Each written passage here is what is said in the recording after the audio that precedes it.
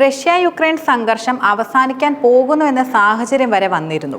എന്നാൽ റഷ്യൻ വ്യോമതാവളങ്ങൾക്ക് നേരെ യുക്രൈൻ കനത്ത ആക്രമണമായിരുന്നു നടത്തിയിരുന്നത്. ഇപ്പോൾ യുക്രൈനെതിരെ ശക്തമായി പ്രതികരിക്കാനാണ് റഷ്യ തയ്യാറെടുക്കുന്നത്. റഷ്യൻ പ്രസിഡന്റ് പുടിനുമായി ഫോണിൽ സംസാരിച്ച അമേരിക്കൻ പ്രസിഡന്റ് ഡൊണാൾഡ് ട്രംപ് ആയിരുന്നു ഇക്കാര്യം കൂടുതലും വ്യക്തമാക്കിയതും. 1.5 മണിക്കൂറോളം ഇരു നേതാക്കളും ഫോണിൽ സംസാരിക്കുകയും ചെയ്തു.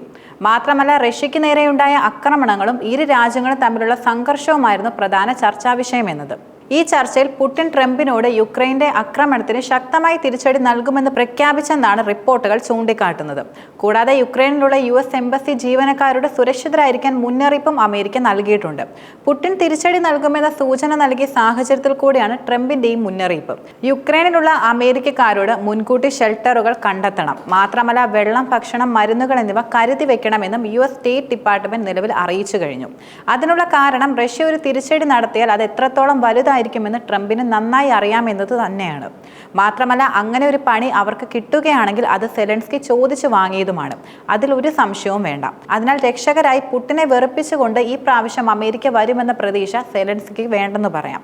അതേസമയം 2ാം ലോക മഹായുദ്ധത്തിന് ശേഷം ലോകം കണ്ട ഏറ്റവും ദൈർഘ്യമേറിയ യുദ്ധമായിരുന്നു ശരിക്കും റഷ്യ-യുക്രൈൻ രാജ്യങ്ങൾ തമ്മിലുള്ള സംഘർഷം എന്നത്. 3 വർഷത്തിലേറെയായി തുടരുന്ന യുദ്ധത്തിന് ഇനിയും അവസാനമായിട്ടില്ല എന്നതും ഏറെ സങ്കീർണമാണ്. കൂടാതെ ഇരുഭാഗത്തു നിന്നും ഇപ്പോഴും വലിയ തോതിലുള്ള ആൾനഷ്ടവും ധനനഷ്ടവും ഉണ്ടാവുകയും ചെയ്യുന്നുണ്ട്. കൂടാതെ ജോ ബൈഡന്റെ ഭരണകാലത്ത് അമേരിക്കയും യൂറോപ്പും യുക്രൈന് യുദ്ധത്തിന് വേണ്ട സൈനിക ധനസഹായങ്ങളും നൽകി വന്നിരുന്നു. പക്ഷേ ഇതല്ലാതെ യുദ്ധം അവസാനിപ്പിക്കാൻ യാതൊരു നടപടിയും അവർ സ്വീകരിച്ചിരുന്നില്ല. പക്ഷേ അമേരിക്കൻ പ്രസിഡന്റ് സ്ഥാനത്തേക്ക് ഡൊണാൾഡ് ട്രംപ് വന്നതിനെ തുടർന്ന് കാര്യങ്ങൾ കൂടുതൽ മാറിമറിഞ്ഞു. പ്രസിഡന്റായി സ്ഥാനം ഏറ്റെടുത്ത് ഉടൻ ലോകത്ത് നടക്കുന്ന യുദ്ധങ്ങൾ ഇല്ലാതാക്കുമെന്ന് അദ്ദേഹം പ്രതിജ്ഞയെടുക്കുകയും ചെയ്തിരുന്നു. റഷ്യ-യുക്രൈൻ യുദ്ധം ഏതാനും നാളുകൾക്കുള്ളിൽ അവസാനിപ്പിക്കുമെന്ന് അദ്ദേഹം പ്രഖ്യാപനവും നടത്തി. പിന്നീട് അമേരിക്കയുടെ മധ്യസ്ഥതയിൽ സമാധാന ചർച്ചകൾ ആരംഭിക്കുകയുമായിരുന്നു ചെയ്തിരുന്നത്. അമേരിക്കൻ, റഷ്യൻ, യുക്രൈൻ പ്രതിനിധികൾ തമ്മിലുള്ള സമാധാന ചർച്ച 2 റൗണ്ട് പൂർത്തിയുമായി. പക്ഷേ യുദ്ധം അവസാനിപ്പിക്കുന്നതിലേക്കുള്ള ഉടമ്പടികളിലേക്ക് കടക്കുവാൻ കഴിഞ്ഞിരുന്നില്ല. അതേസമയം തന്നെ റഷ്യ ഒരു വിധത്തിൽ അയഞ്ഞു തുടങ്ങിയിരുന്നു. പക്ഷേ സംഘർഷം അവസാനിപ്പിക്കാൻ വ്ളാഡിമിർ പുടിൻ സമ്മതം നൽകിയ സാഹചര്യത്തിൽ കൂടിയാണ് തങ്ങളുടെ ചില ആവശ്യങ്ങളിൽ നിന്ന് പിന്നോട്ടില്ലെന്ന് ഇപ്പോൾ വ്ളാഡിമിർ സെലൻസ്കി വ്യക്തമാക്കിയത്. കൂടാതെ 2ാം റൗണ്ട് സമാധാന ചർച്ച തുർക്കിയിൽ നടക്കുന്നതിന്റെ ഒരു ദിവസം മുമ്പായിരുന്നു യുക്രൈൻ റഷ്യക്കെതിരെ ശക്തമായ ഡ്രോൺ ആക്രമണങ്ങൾ നടത്തിയിരുന്നതും.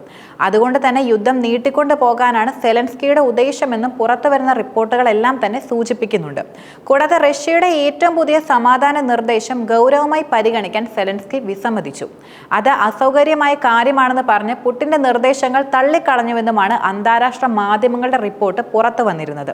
കൂടാതെ ഒരു മാസത്തിനിടെ തുർക്കിയിലെ ഇസ്താംബൂളിൽ ജൂൺ 2-ന് നടന്ന 2ാമത്തെ യോഗത്തിൽ റഷ്യൻ, യുക്രൈൻ പ്രതിനിധികൾ സമാധാനത്തിനായുള്ള തങ്ങളുടെ നിർദ്ദേശങ്ങൾ കൈമാറുകയും ചെയ്തിരുന്നു. പൊതു റഫറൻഡത്തിൽ റഷ്യയിൽ ചേർന്ന 5 മുൻ പ്രദേശങ്ങളുടെ നഷ്ടം യുക്രൈൻ അംഗീകരിക്കണം, മാത്രമല്ല ആ പ്രദേശത്ത് നിന്ന് സൈന്യത്തെ പിൻവലിക്കണമെന്നും നിഷ്പക്ഷത പാലിക്കണമെന്നും സ്വന്തം സൈനിക ശേഷി പരിമിതപ്പെടുത്തണമെന്നുമുള്ള നിർദ്ദേശം റഷ്യ മുന്നോട്ട് വെച്ചിട്ടുണ്ട്.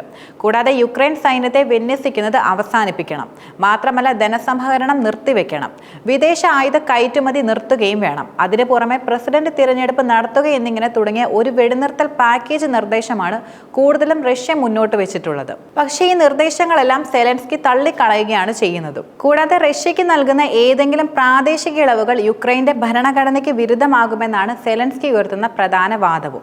പക്ഷേ ഇസ്താംബുൾ ചർച്ചകളിൽ റഷ്യയുടെ മുഖ്യ പ്രതിനിധിയായിരുന്ന വ്ളാഡിമിർ മെഡിൻസ്കി മെമ്മോറാണ്ടത്തെ ന്യായീകരിക്കുകയാണ് ചെയ്തത്. മാത്രമല്ല, അദ്ദേഹം സംഘർഷം അവസാനിപ്പിക്കാനുള്ള ഒരു അവസരമായി ഇതിനെ വിശേഷിപ്പിക്കുകയും ചെയ്തിരുന്നു. ഇത് ശരിക്കും ഒരു അന്ത്യശാസനമല്ല, നേരെ മറിച്ച് യഥാർത്ഥ സമാധാനം കൈവരിക്കാൻ അനുവദിക്കുന്ന ഒരു നിർദ്ദേശമാണിതെന്നാണ് അദ്ദേഹം കൂടുതലും ചൂണ്ടിക്കാട്ടുന്നത്. ദീർഘകാല സമാധാനം കൈവരിക്കുന്നതിനുള്ള ഒരു വലിയ ചുവടുവെപ്പായി ഈ നിർദ്ദേശങ്ങൾ മാറുമെന്നും അദ്ദേഹം കൂട്ടിച്ചേർത്തു. അതേസമയം തന്നെ ഒന്നും തീരുമാനിക്കാത്ത തലത്തിൽ തുർക്കിയിലെ ഇസ്താംബൂളിൽ നയതന്ത്ര യോഗങ്ങൾ തുടരുന്നത് യഥാർത്ഥത്തിൽ അർത്ഥശൂന്യമാണെന്ന് പറഞ്ഞുകൊണ്ട് തന്നെ സെലൻസ്കി നയതന്ത്ര പ്രക്രിയയെ ശക്തമായി വിമർശിക്കുകയും ചെയ്തിരുന്നു. എങ്കിൽ പോലും സാമ്പത്തിക സഹായത്തിലോ അതുപോലെ ആയുധ വിതരണത്തിലോ അല്ല, നേരെ മറിച്ച് ആളുകളിലാണ് ചർച്ചകൾ കൂടുതൽ ശ്രദ്ധ കേന്ദ്രീകരിച്ചതെന്നും റഷ്യൻ വിദേശകാര്യ മന്ത്രാലയ വക്താവ് മരിയ സക്കാരോവ അഭിപ്രായപ്പെട്ട് രംഗത്ത് വന്നിരുന്നു. സത്യത്തിൽ യുദ്ധം നീട്ടിക്കൊണ്ടു പോകാൻ റഷ്യക്ക് തീരെ താല്പര്യമുണ്ടായിരുന്നില്ല.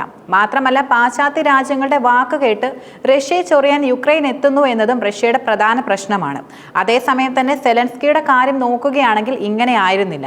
യുദ്ധം നീണ്ടുപോകുന്ന അത്രയും കാലം സെലൻസ്കിക്ക് യുക്രൈന്റെ രാജാവായി തന്നെ തുടരാൻ കഴിയുന്നതാണ്. യുദ്ധം കഴിയുക കഴിയുകയാണെങ്കിൽ യുക്രൈനിൽ തെരഞ്ഞെടുപ്പ് വരുമെന്നും ഒരു തെരഞ്ഞെടുപ്പ് അതിജീവിക്കാനുള്ള സ്വാധീനം സ്വന്തം രാജ്യത്ത് തനിക്കില്ലെന്നുള്ള യാഥാർത്ഥ്യം സെലൻസ്കിക്ക് നന്നായി തന്നെ അറിയാം.